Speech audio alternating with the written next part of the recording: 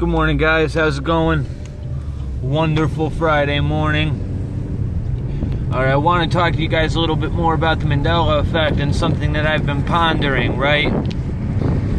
Now, I was listening to a lecture about black holes and how black holes are represented in physics in both a 3D and a 2D model, and both of them are observed. And it got me thinking about data and information.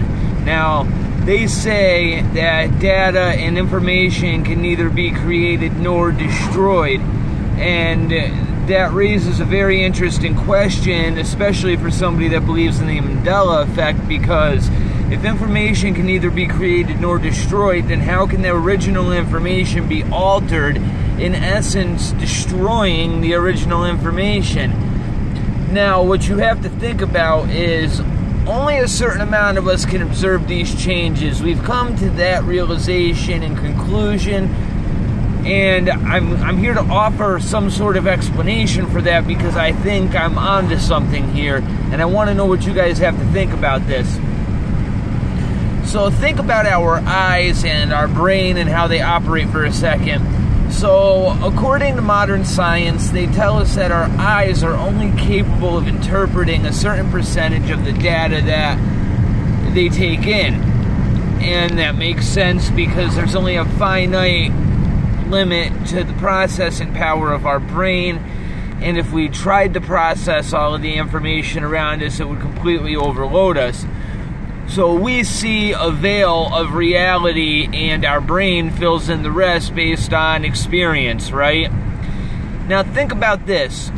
What if somebody or something was introduced into our version of reality, but they were capable of interpreting the data, the same data that we interpret that renders this reality to us, right?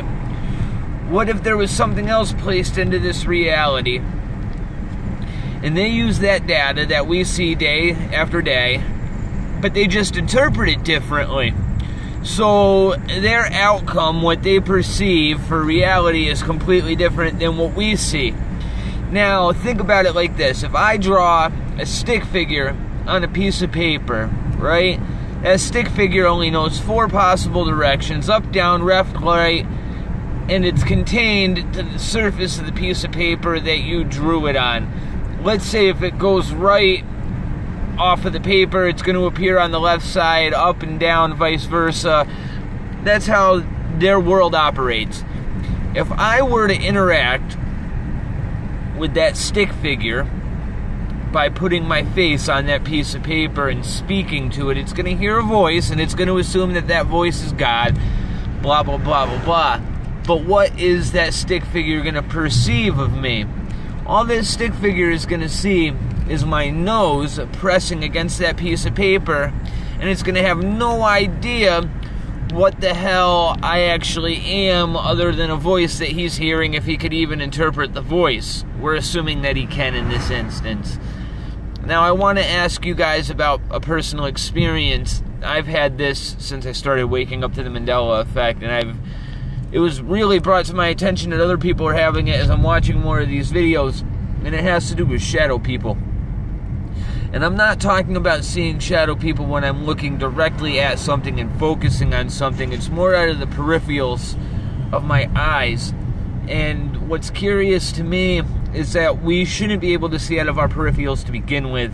Our brain fills that information in based, again, on experience and our day-to-day interpretation of this data that we're presented with, right?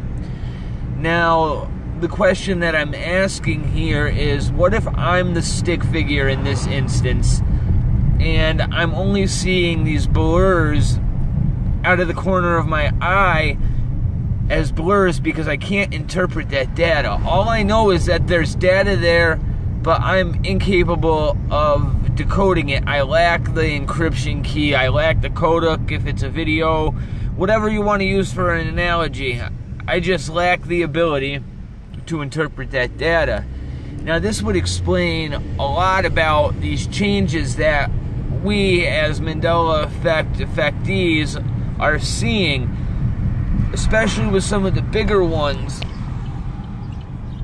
we're noticing these changes because we're capable of interpreting them, which leads me to believe that there may have been an upgrade that took place, and for some reason we were left out of the upgrade.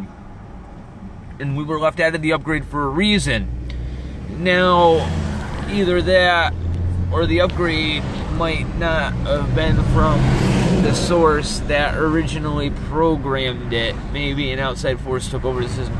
That's irrelevant. It doesn't, that's a different video for a different time.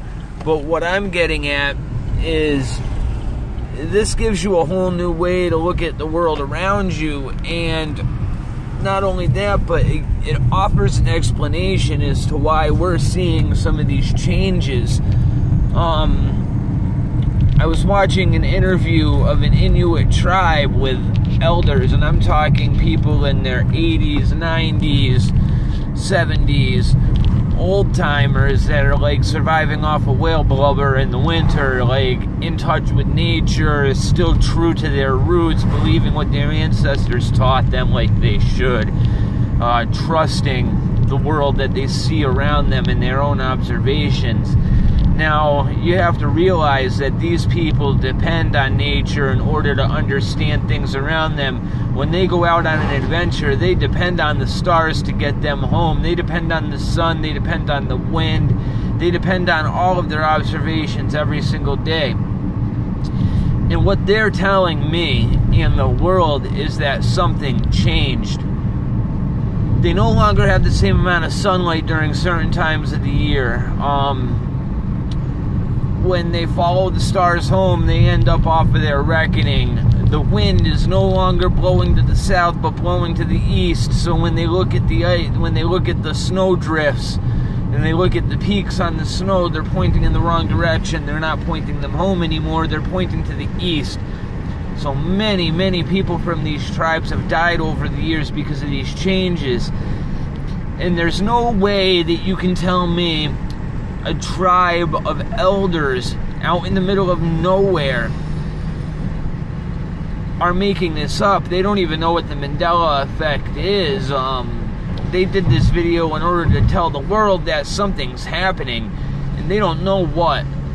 And what drives me crazy is even these guys can't point to where the change took place. They have no idea when it happened. All they know is that it happened, and it happened recently. But you think that people that are that in touch with nature would know exactly when these changes took place, because like you go out on a hunt one day and everything's different than it's ever been. You think you would remember. And these people are trained to remember that kind of stuff because, look, when a hunt starts this year, if there's any minute change to that as a tribe, you're going to want to remember that, because nature, they believe nature speaks to them because it does. So nature tells them what they should be doing. When they observe something in the sky that their ancestors said, hey, when you see this, you go out and you hunt, that's what they do, because that's how they live. And I think a big part of being brought out of nature and into this system of society, of urbanization, of city living, oh yeah, man, that's the beast system at work. Because if we were in touch with nature, we would have came to the same conclusion these guys did as soon as it happened. If we were still paying attention to nature on a day-to-day basis, we would know that stuff has changed, and we wouldn't be able to argue about it. You would not have naysayers. You might have people that have always remembered it that way, but when you have the majority of a tribe of elders telling you that these changes have taken place, even if one or two of them are saying, no, it's always been this way, but 5 or 6 of them are saying, no, these changes took place, I'm telling you right now, it's because these changes took place.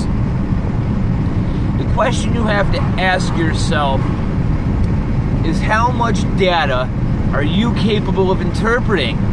Now, if you're capable of interpreting more data, And we're in the process of being able to interpret more data. Like, what if we're in the middle of the upgrade right now and we're seeing these minor changes that are leading to bigger changes because we're only 25% way through of this upgrade, right? We still have 75% to go. So what I'm telling you is just be prepared for that moment where everything flips, because it's going to happen, man. Like, the world around me is presenting itself in ways that I shouldn't be able to predict, but I can predict it. I'm getting to the point where I can see the correlation between events, and I know that the smallest decision I make is going to affect the biggest part of that day, is all I'm getting at. What I suggest you start doing is using the data the world gives you and interpreting it the best you can. You may not be able to access all of it, but I'm telling you right now, if you notice these effects, you can notice more of it than the average person. And ask any gambler, the more information you have about the game you're betting on, the better off you are. So with that, I'm going to wish you guys a good weekend and a fond farewell. May God bless you as always. I'm Morlog, signing off.